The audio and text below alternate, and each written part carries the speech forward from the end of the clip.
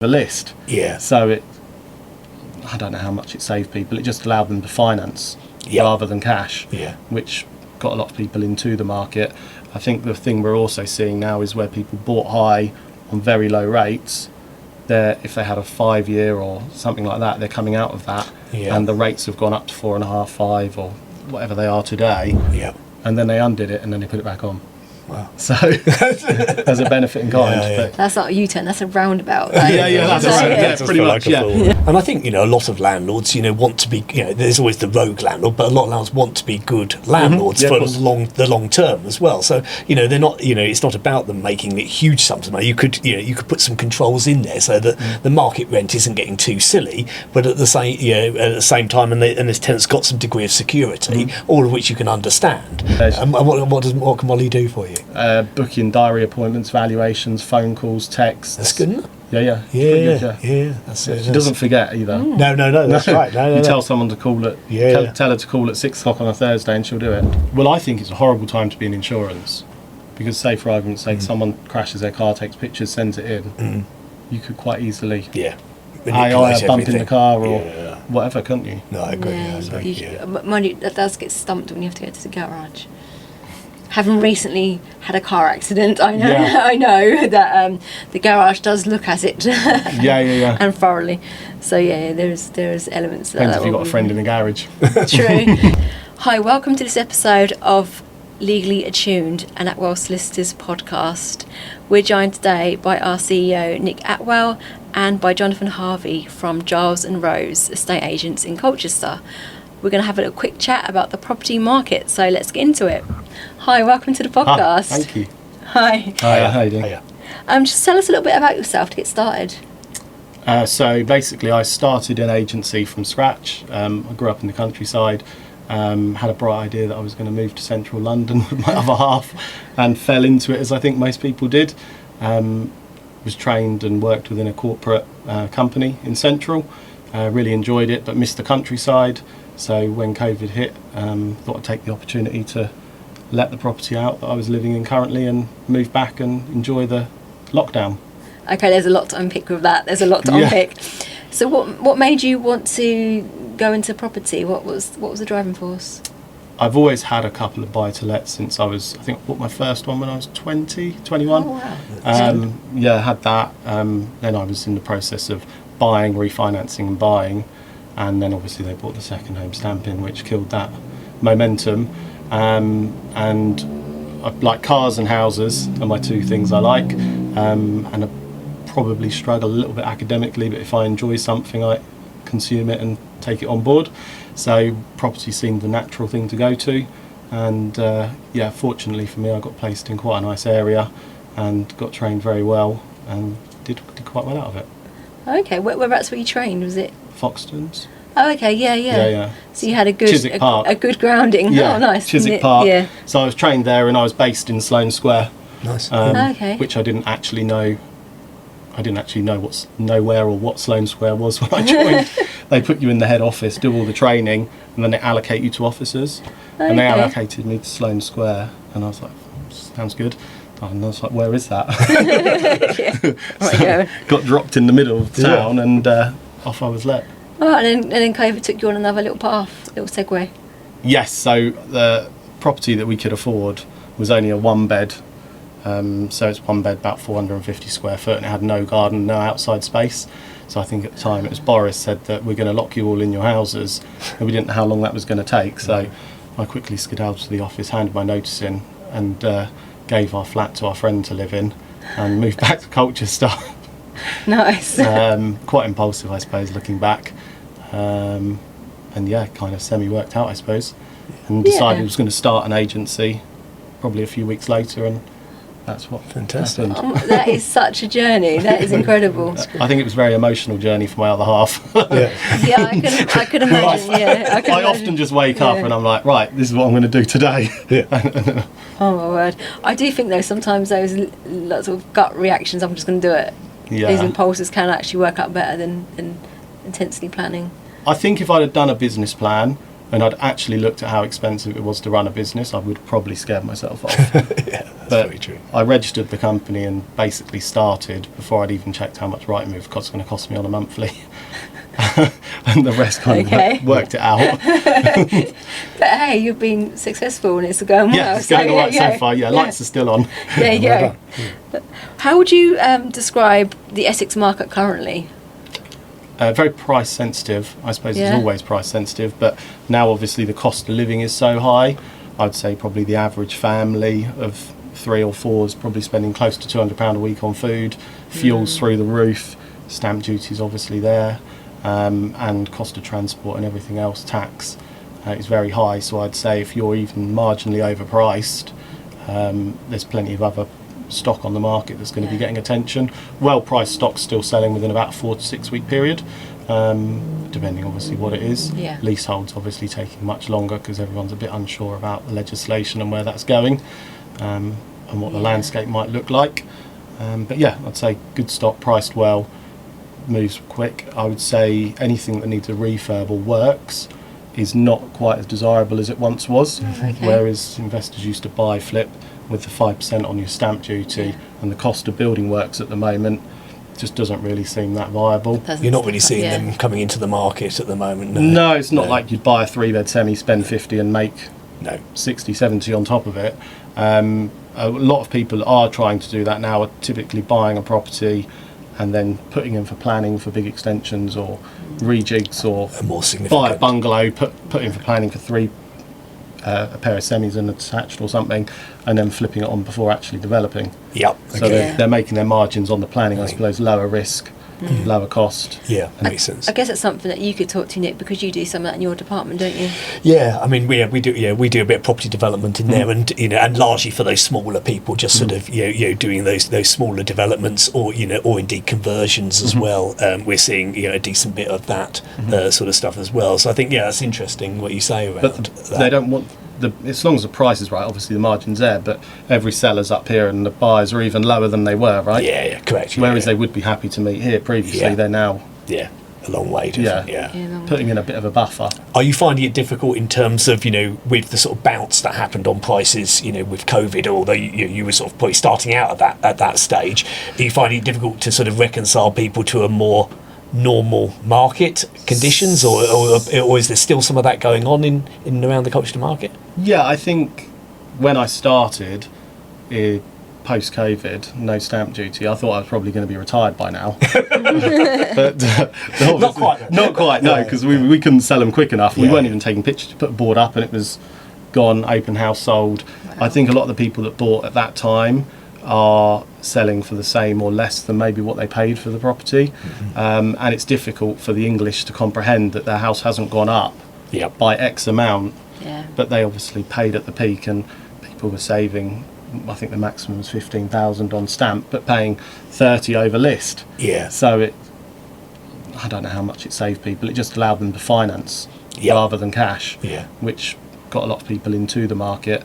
I think the thing we're also seeing now is where people bought high on very low rates, if they had a 5-year or something like that, they're coming out of that, and the rates have gone up to 4.5%, 5%, or whatever they are today, from a 1.5%, 2%. It's not affordable. Not affordable because the cost of living has out-accelerated that as well, hasn't it? That's true. With that alongside the increase in the rates as well, it's made it a lot worse. I think that has definitely seen a slow in the property market.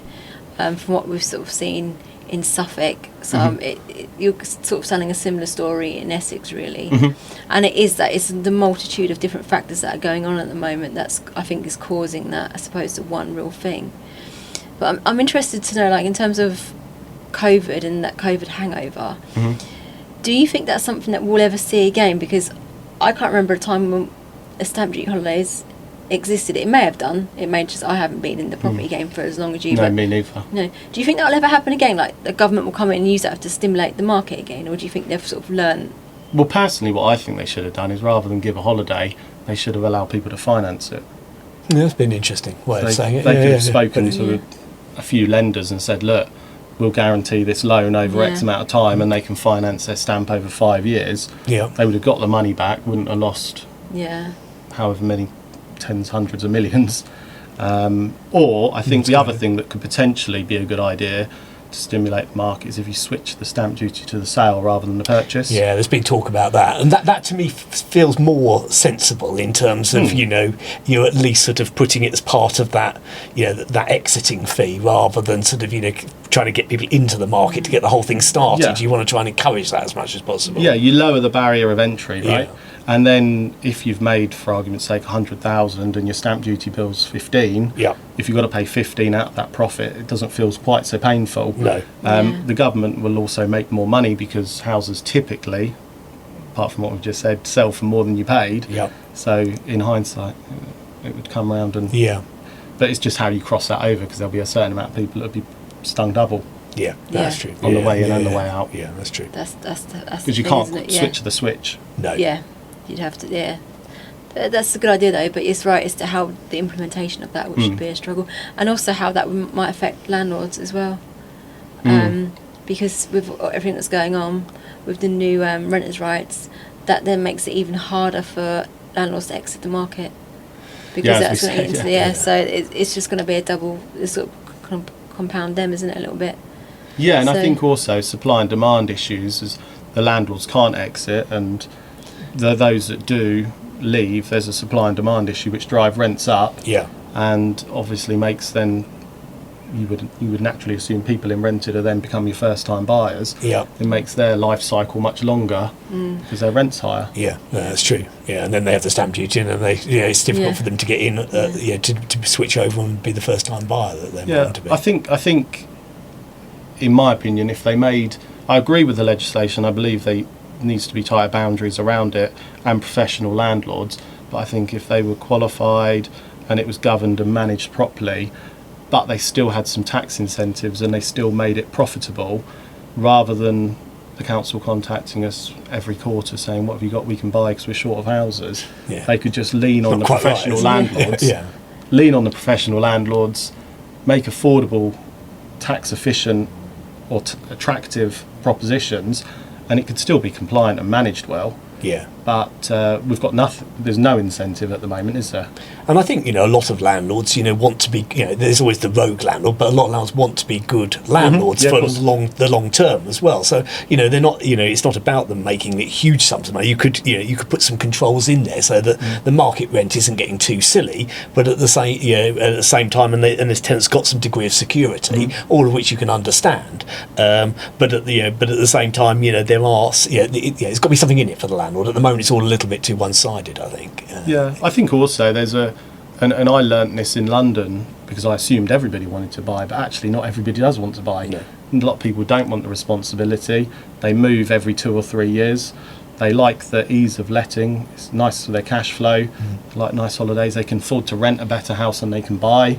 And depending where they're from, be Europe or somewhere, that renting's actually what you It's do. the norm as well. Yeah, that's true. Yeah, that's true. There is like a I don't know, affiliation, I guess, with the UK and buying a house. That probably goes back to man leaves his some... castle Yeah, that's or whatever, it. and all Probably that stuff. goes Yeah. back quite far. But I think we're all being blinded by that boom where your grandparents paid £1,200 and sold for £350. Yep. And can we ever see that again? My house would need to be worth like £2.5–3 million. Yeah, I think those days are over. Yeah, my son would be buying his first house for like 1.5 million if that's the case. Yeah. And it's just not. I can't see it happening. No, I don't think it will. Is there any particular areas in Essex that you're seeing like a more desirable or growing faster in terms of the market? I would say lifestyle areas. Okay. So people quite like access to countryside walks, but still have good access to trains. Yeah. Places like Wivenhoe, Manningtree, those kind of spots. Okay. Dedham's obviously always up there in our patch as well. But Dedham's, there's like a few roads which are very, very desirable, but they're not a big spread. Yep. And you've got one primary school. Yeah. And not so much. But whereas if you look at somewhere like Wivenhoe, you've got the train, the water, multiple pubs. And you've got more affordable houses towards the top end. A bit like Manningtree and Mistley, you've got Lawford as well, where there's a bit more of a lower barrier to entry. And there's quite a young demographic as well. There's a couple of brilliant schools and a good high school as well. And you're into London, I think 50 minutes. I think quite a few people from Ipswich actually drive down to Manningtree and Yeah, catch they the- do. Yeah, That's yeah. true. We've had to yellow line all the roads. Yes. We need passport control on the That's bridge. That bridge is dubious when you go into the train station. I never know if I'm doing it correctly or not. Every other week there's a lorry underneath it. I bet there is, Stuck. yeah. Oh, all the time. Yeah. Because I live in Mistley myself, and on the little Facebook groups, there's always that person who's taking a picture and stuck to Look at the- this. Yeah. I can imagine that, Not yeah. the kind of marketing you're after, really. No. So what other trends are you seeing within Essex? Is there any other things that sort of stick out for you other than the sort of Manningtree and stuff that you've explained about? I'd say one of the Growth trends areas? is actually people wanting to downsize. Oh, So okay. let's say, hypothetically speaking, on paper you can afford £1 million house. Mm-hmm. Those buyers, I would say, now are gearing more towards 750, 800 Okay. and having a bit of spare cash on, Okay. on the monthlies. I know you seeing some of those older people exiting and reducing down the property that they're Trying in. to. Trying to. Yeah. Trying to. That's but where the selling stock's a bit more stuck, is it, at the top? At the top I'd say end? over £1 million is very difficult at the moment. We tied Yeah. one up today, but it had a lot of land. Yeah. And equestrian properties are a little bit unique Yeah. on that front, because to find land is tricky. But yeah, I'd say your average house of over £1 million is quite a difficult sale at the moment, unless it's very attractively priced, because it's the council tax, your heating, Stamp duty everything again, else, all stamp that, duty yeah. again, everything else that goes with it, isn't it? So Yeah. what's the sweet spot sort of in Essex at the moment? What are they currently? What's the I'd sort say of the hot stock is shifting between 5 and 800, Okay. where we're seeing it. Yeah. The good solid family houses, I'd say the optimum would probably be 650 for a 4-bed detached garage, plot of about 0.1 to 0.15 of an acre, and kind of semi-village setting somewhere like West Burgolt or near to the train, things like that. And people are also, since COVID, interestingly, asking now what way the aspect of the garden is. Okay. Whereas not okay. many people asked before, but I think once you've been locked in your house Yeah. Yeah. and it's a north-facing garden, Yeah. and realise that you don't get any sun, all of a sudden All of a people are a bit sudden, more like, conscious. yeah. It's something that I think sort of like my parents were always into, was where Yeah, you yeah, garden yeah. face, but it seemed to then miss a few generations, as you rightly say, whereby no one really understood it and ended up having these houses and wondering why it was cold in your Yeah. back garden or whatever. Got and you moss. you had to sit on the front or something to get a tan or something. But yeah, it's Exactly coming that. back round again. Then. Yeah, it is. Yeah, So- yeah. People ask a lot. To be fair, we put them on our floor plans and stuff. Yeah.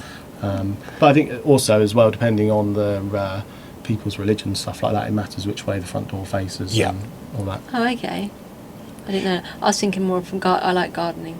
I've discovered Adam Titchmarsh, and You need. My parents used to have, what were those books called? Were they Reader's Digest? Yeah, or something? Yeah, With yeah. all the flowers in and stuff. All I of feel it. like I may have to invest in some Reader's Digest. Yeah. Trip down So- the charity yeah. shop will probably sort you out with some big heavy books. Get some of them, but yeah. Yeah. So that's why, because I've had to find out where best to plant my apple tree recently. Yeah. Yeah, we've got a little apple tree. There's an app on your phone you can get where you can take a picture of the plant and it will tell you what it needs. That's pretty Oh, clever, isn't okay. So if it needs if it needs water or doesn't need water. And I found it quite helpful because Yeah. I kill most of my plants with it? love. Yeah, if you're not a natural And, garden, that's probably Yeah. pretty useful. Yeah, Yeah, Yeah. you're watering them too much. yeah. Overwatering them. Yeah. Yeah. We grew this from seed. We're very proud of our apple tree. Yeah. Yeah, it's quite an achievement. First crop this year. I don't think we'll have any apples this year, although my stepson does keep looking. I mean, it's Yeah. pretty. It's sort of yay high, and he's waiting for apples to come on. Maybe 15 years. Might be waiting a while. So, in terms of buyer behaviour, we've Mm-hmm. talked a bit about COVID and stuff, how it's changed through that. But what do you think sort of you see in the future in terms of predicting what the next changes will be? Obviously, it's hard to say, I suppose, because no one really saw COVID coming. But within reason, what do you think the Well, I future's going think to look everyone like? thought that COVID was going to crash the market, didn't they? That's Yeah. yeah. I remember reading a lot of reports about how we're going to have an absolute crisis on our hands, and then everyone rewriting their predictions because it flipped the other way. I think the problem with the world we live in at the moment is I try not to look too much further than Friday, because it can be one tweet from somebody of significance and the whole Yeah. landscape changes Yep. from a tweet, and you can kind of forecast best you can, but the rates are up and down and have stabilised a little bit now. But I was having a discussion with our broker the other day, and he's not sure if they're going to soften much before the end of the year. Yeah. It depends, but I think good stock will sell if it's priced sensibly, and it's only really you're only really able to price it today. And I think the people that we're moving at the moment are not moving because of the market, but they're moving because they need to move. Yeah. They've had a child, they've lost their job, they've moving schools. And that's whatever. why there's activity, but it's not, it's not buoyant. It's They're not crazy. serious buyers. It's a need rather than a desire. Yeah, we don't have many window shoppers at the moment. Yeah. If someone's coming out in this climate, they're going to transact. Yeah. It's just what they're going to transact on. Yeah. So I would say, I don't know, to be honest with you. I don't think much is going to change over the next couple of years. I think we probably sit fairly steady now, and you may have. What's happening with the old agents and AI? Have you got any AI agents yet? I was reading about how I do have one called Molly. Yeah. And what can Molly do for you? Booking diary appointments, valuations, phone calls, texts. That's good, isn't it? Yeah. Yeah. She doesn't forget either. No, that's right. No, you tell someone to call at tell her to call at 6 o'clock on a Thursday, and she'll do it. Yeah. You can have a full blown conversation with her. Yeah. She transcripts it all and everything, and does a nice little handover, and then she provisionally books her stuff. Yes. And then we call to confirm. So how does she interact with the customer? How do you on the phone or on text? Okay, well that's good, isn't it? Yeah. That's clever. We need to look at this, Molly. That's excellent. It's very good. Yeah. Well, you can try if you go on our website and put in a valuation, like it does a online valuation estimate. Yep. If you fill out those details, it'll ping you a price, a bit like Zoopla. Yep. And then she'll call to follow up. Okay. Very good. And where do you see? I mean, you're on board with that in a good way then on that. Well, we're kind of trialing at the moment. Yeah. But where do you see it? Where can you see it going for your sector? I think I can't see it going much further than a provisional booking, because I think the people that would embrace it are probably the people that would want to control the process themselves. So they'd probably use an online agent. Okay, I see. Whereas I think people come to us because they want a person to deal with their asset. Yeah. Because it's their biggest asset. They're probably only going to do it a handful of times in their life, and most average person doesn't even know what a sale memorandum is. So no, they need to be handheld, and they like to pick up the phone and speak to somebody.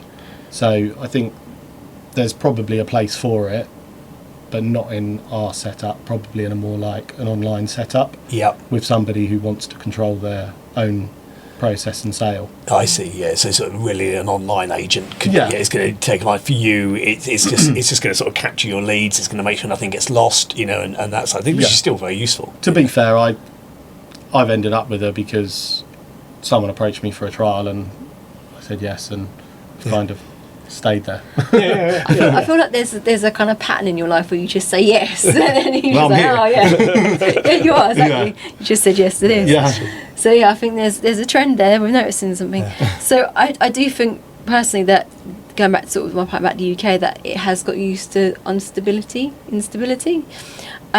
where we've kind of found ourselves in a position where we're just used to this now. And so it doesn't even feel like it's bothering anyone anymore. We just sort of turn on the news and it's like, okay, yeah. And then the next day... I don't even watch the news, to be fair. No, it's a bit... sensible, it's the problem is with the news is you don't know if it's AI, do you? No. Things that are being reported. Is any of it real? Especially if it's online. Yeah, that's true. You see that's true.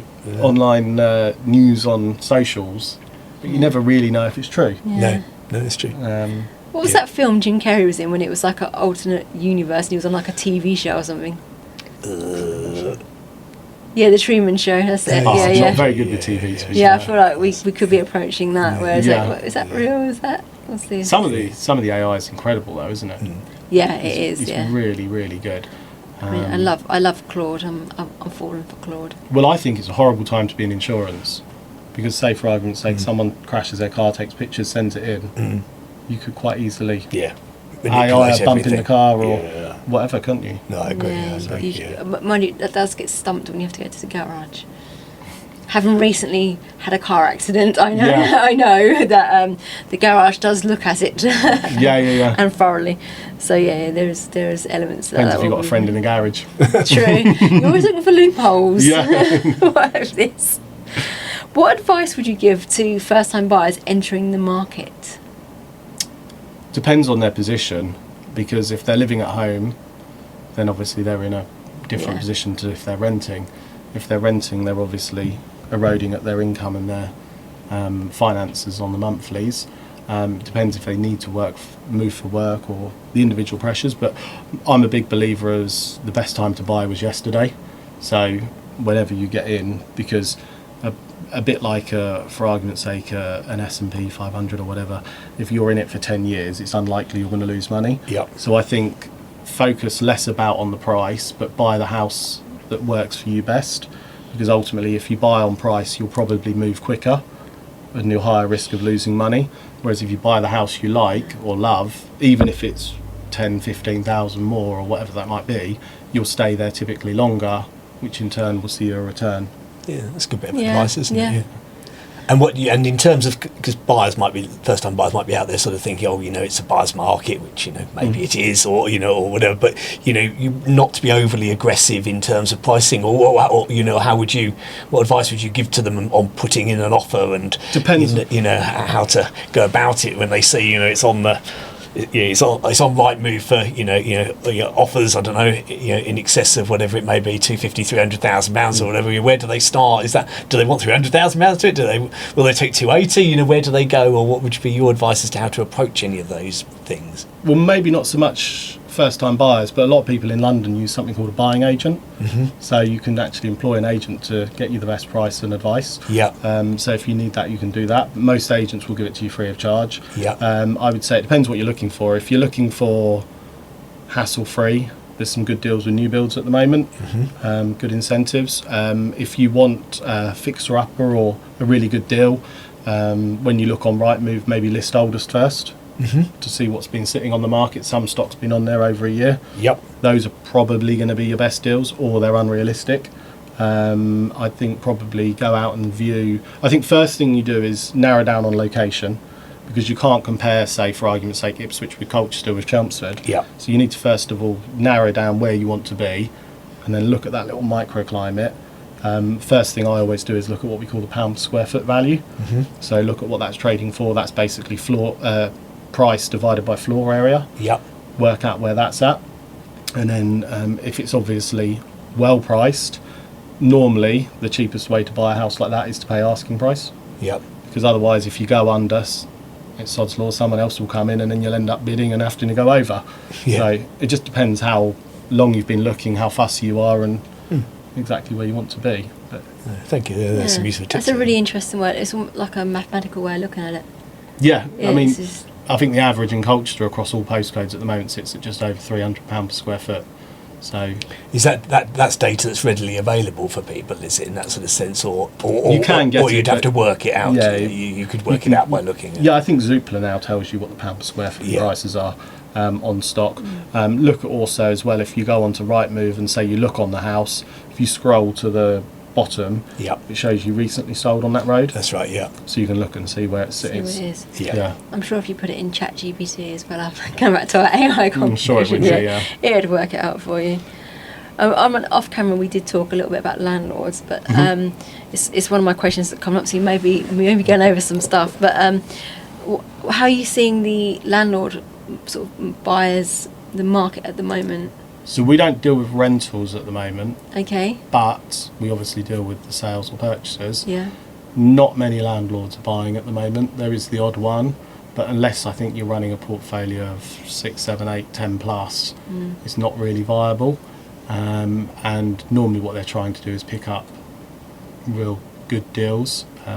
So I think if you're savvy, you might be able to jump in and repair chains and stuff like that if a deal falls through. But on the purchase side, I'd say it's not very attractive and quite slow. On the sales side, it's obviously difficult to exit if you need to, if you've got a tenant in situ. But I'm sure that a lot of them exited earlier, didn't they? Yeah, they all served their notice, didn't they? Yeah. I think there was one chap in London I saw, I can't remember how many units he served notice on just before the legislation changed, but 100 units or something like that, served them all their notice right on the last minute. Yeah.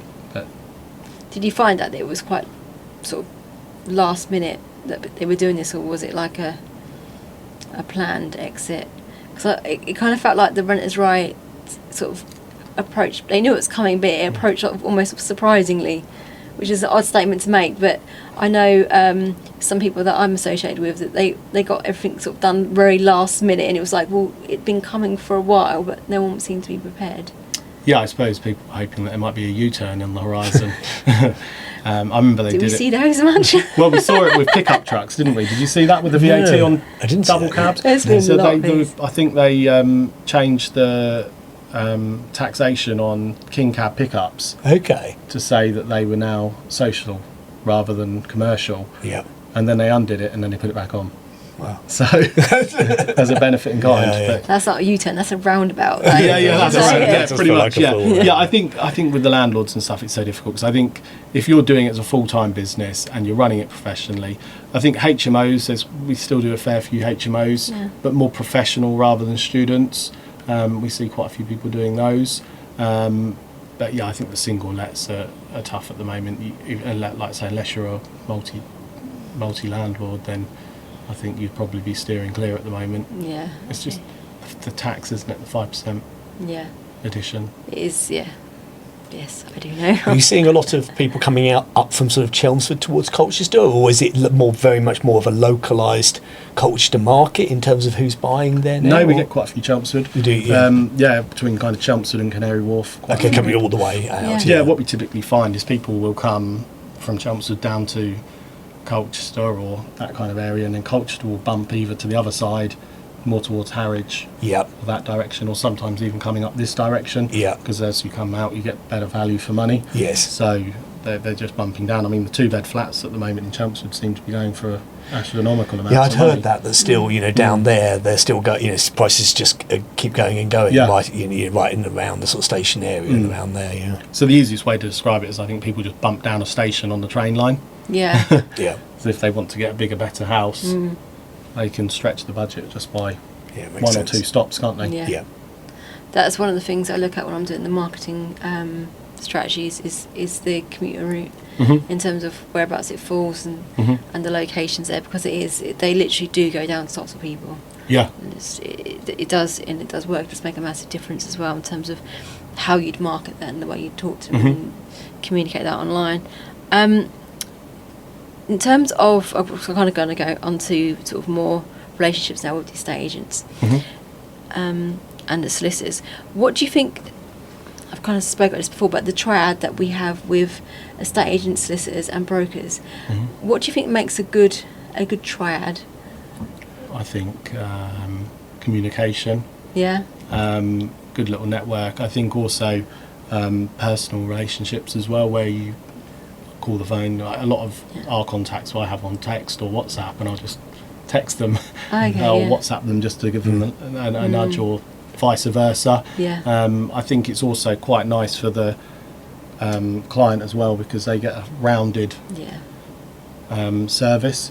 Yeah. So I know that a lot of providers will offer referrals and things like that, but for that sake of that referral fee, it damages your reputation. Whereas if you can wholeheartedly recommend said person and say, look, they will look after you, Yeah. they will pick up the phone and get the deal done. And ultimately, I think a lot of agencies might lose deals because they refer to the wrong conveyancers and get blinded by that incentive, yeah, and actually their transaction's gone from 10 weeks to yeah. 25 It's a sort of weeks. false win in Yeah, a and- sense, yeah, and time kills deals, right? yeah, yeah. Every Yeah, time. yeah. I think so. We had another guest on earlier on. He was talking about the communication, different sector, but one of the things we try and do here is plain English. We used to call it jargon for it, now it's plain Yeah. English, and we do that for a reason, because people don't. I think you talked about earlier. No one knows what a Salad Miranda is. I probably even said that wrong, so I don't even know. And I work here, and I think that's part of it. People don't understand the process. They don't understand what's going on, so they panic about very small things. So if you're able to communicate, and even if it's like yourself or the broker, doesn't necessarily have to be a solicitor, can just say no, this is normal. Yeah. It's like when people ask for searches, people don't have a clue what that is, do they? You have to be careful, I think, at not sort of, when you live in your own jargon in your own world, even words where you think I'm not using any jargon at all. I'm pretty good at speaking in plain English. You actually realise without thinking about it, you're using terms that other people just don't understand. And so I think it's really important to sort of keep it simple and keep it sort of basic with people, and appreciate that people do this whatever. I mean, you probably know that, but once in every 5 years, 6 years, they're not doing it all the time like you are, and therefore they've forgotten the next time they do it as to what happens in the whole process. Yeah, I did see. I don't know whether it was you guys or another conveyance firm on social media. There's other conveyancing firms. They did like a jargon buster kind of post. It was like, when we say this, we actually mean this, and did a little slide. It was quite fun. Yeah, it's a good idea. Yeah, it's quite a good idea. Yeah, like you say, because the simple ones that we use day to day, like ABO and stuff like that. Yeah. And I think sort of also like trying to make sure that we're all on the same page and like talking to one another. Like, I think sometimes you can get in this sort of situation whereby either the lawyer feels like the agent's having a go at them, or the agent feels that the lawyer's doesn't want to talk to them, or the solicitor feels like they're having an argument with the other solicitor, and all this is terribly unhelpful to the two people who are actually trying to move house. No one's in a dispute here. No one's trying to like have some great legal arguments about anything. Everyone's just trying to achieve the same goals, to move house as quickly as possible. But I think it sometimes gets a bit caught up with things like that, and trying to. I think that can be managed from our side better though, because I think if you set expectations with the seller or buyer at the start and say, look, you'll have an update on once a week. It doesn't really need to be more than once a week, maybe until the last 2 weeks of the transaction, but once a week, a little round up. Yeah. Because I think what often agencies do is they operate in a reactive kind of mentality. The buyer will call and say, oh, where are we at? And immediately they're like, oh, don't know, I'm going to call. I see, and then they're calling you, and then they're stressed because they've told them they'll call them back in half an hour. You guys are annoyed because we're expecting an answer now when you're in a different file and you've got an exchange trying to take place and stuff like that. So I think having it set up, I don't know what you do at the start, but if you had an email template that went out and said, you will hear from us once a week, anything urgent, call me. Yeah, I mean, I say to my guys, like, push and tell. Every week, get your files up, move them all forward, and tell the client you're doing it and what's happening. And actually, you won't get. There won't be a need for anyone to ring you if they know that if they're hearing from you each week and stuff's moving forward. It's when they don't hear anything for weeks, and then even if you are doing something, they don't know you're doing anything. So. I remember I was taught very early on in my career to call an update with nothing. Yeah, that is. Yeah, it's true. It's true. I remember putting that into practice here. Years ago, I was talking about this in terms of, I think I was doing some sales training. This is when I was involved with the sales team. So that's how long ago it was. And I said, even if the update is, there's no update, phone them.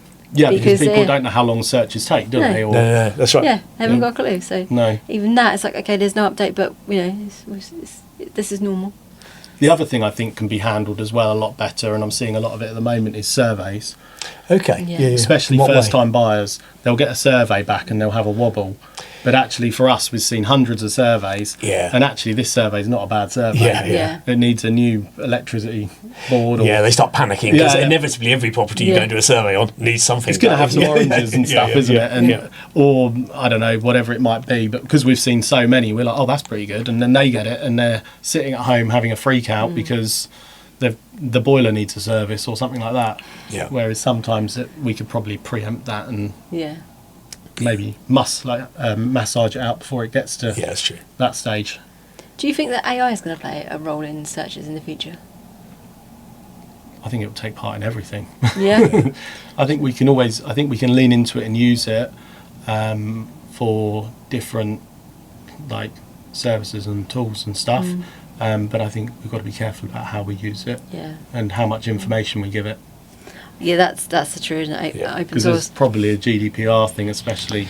That's right. With some of the stuff you do and we do. There is, not putting effectively any sort of client information into it, and realising that if you are, you're putting it out there into the into the ether with everything with everything else, which maybe people don't think of when they're just sort of doing it at their on their desktop or whatever. But it's certainly here to stay, and if it can remove some of the sort of grunty tasks that no one really appreciates that you're doing and no one places any value on, then I think that's that's great.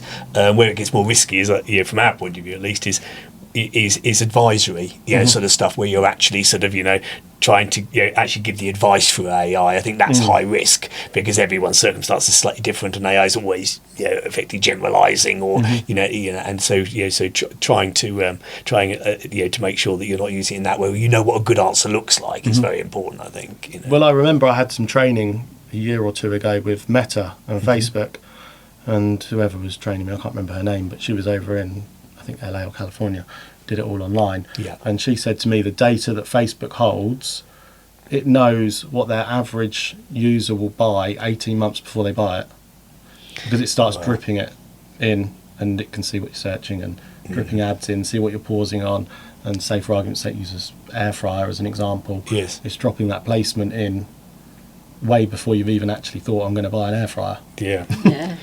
I'm going to go and buy an air fryer. Yeah, I have. Just It's very done it to good. me. Did you watch, what was it called, Cambridge Analytics or something? It was to do with the Brexit, Right, okay. and it was all to do with the marketing campaigns and how they used Facebook metadata to influence people and stuff. It's really interesting. I watched it and realised that I'm in a dark sector in terms of marketing, because it's really manipulative, and you sort of start to wonder how much free will you actually have, because they are, like you said, drip feeding, and they've got so unbelievable amount of data they have on you. I mean, not overly bothered myself because I'm particularly boring. I like Alan Titchmarsh, but for some people, I don't think they realise just how much of their data is widely available and being sold, and so therefore you do get these drip feed ads.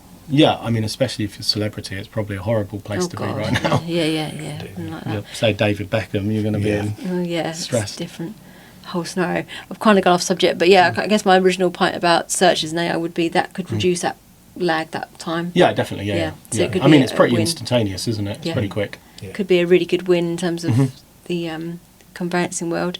So I've got some quick fire questions. What's your favourite place in Essex and why? Well, I really like where I live, to be fair, but that's probably a bit biased. We'll go with, say, Manningtree. You've got the water, the beach, great pubs, restaurants, eateries, you've got parks. You've got easy access to the train, not that I ever actually use it. And obviously you've got good coastlines, and you've got an area of outstanding natural beauty on the doorstep, close to Dedham. Families all there as well. Makes a difference. But yeah, I think it's a real, and also living there, it's a real good community because there's a lot of like local independents and everyone supports each other. Nice, yeah. Like we put a post up on social media and the local restaurant will share it. That's cool, yeah. Like nice. the Thorn and stuff like that. If you've ever been there, that's very Yeah, nice. it's very nice. So things like that. I think, and we sponsor a lot of events there as well. So it kind of goes round, and so we sponsor people's events, and then we're drinking their bars, and nice. Yeah, Nice very good. community. Yeah. Yeah. We'd like that here. Yeah. We'd like that here. It's coming. Yeah. It's coming. Yeah, I think Manningtree, I think I'm right in saying it's the smallest town in the UK. I think it's actually interesting stuff. And I think Tiptree's the largest village, and I think Manningtree's smaller than Tiptree, which I always find interesting. Because it's a town that's smaller than a village. Yeah. And then obviously cultured as a city now, but Yeah. I don't really know how that works because we're still the oldest recorded town. Yeah. No, I don't know. Yeah. It's a puzzle, isn't it? Well, when you drive in, it says Britain's oldest recorded town. Yeah. But it's a So city. it's not. Yeah. It's It's a not city. that. Yeah. I understand it. And what do you like to do in your spare time? Depends what I feel when I wake up. I can imagine. Yeah. I'm No, surprised it's not jumping out of a plane or something. Yeah, done that, to be fair. Outdoorsy stuff. Yeah. So bikes, paddleboards, swimming. We go down to Mersey, go on the water there as well. See friends. I've got two little ones as well, 4-year-old and a 1-year-old. Okay. So it's mostly Takes up tied a up fair with that bit as of well. time. Yeah. Yeah. So you don't Yeah. have spare time, really, do you? No. No. But outdoorsy stuff basically. Not indoors kind of thing. Unless it's soft play, I don't mind a bit of soft play. Oh, you're brave. A bit hot in this weather though. Yeah. It is very hot. Yes. Good luck with the soft play. Yeah. Fake worse than death, I think. Thank you for joining us on the That's okay. podcast. Answering all our questions. I hope you've enjoyed today's podcast, and thank you to our guests. Please remember to like and subscribe to our channel. We're also on Spotify and Apple Music too. Thank you. Bye.